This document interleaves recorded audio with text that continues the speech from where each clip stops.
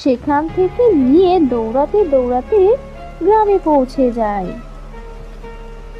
কি গো, এমন করে হাঁপাচ্ছ কেন? কি হয়েছে? এ কি, রূপালীর গা থেকে অমন করে রক্ত পড়ছে কেন? এই তো দেখি বাঘের কামড়। ওই বাঘটা আজ যদি গাছের ডালের নিচে না পড়তো তাহলে সব শেষ হয়ে যেত বউ, সব শেষ হয়ে যেত। আমাদের রূপালীকে যে আজ ওই বাঘটা খেয়েই ফেলতো। যাক, তোমরা যে ভালোভাবে বাড়িতে পৌঁছাতে পেরেছো, এতেই আমি অনেক খুশি। শোনো গো বউ, তুমি রূপালীর কাটা স্থানে ভালোভাবে ঔষধি গাছ লাগিয়ে দাও।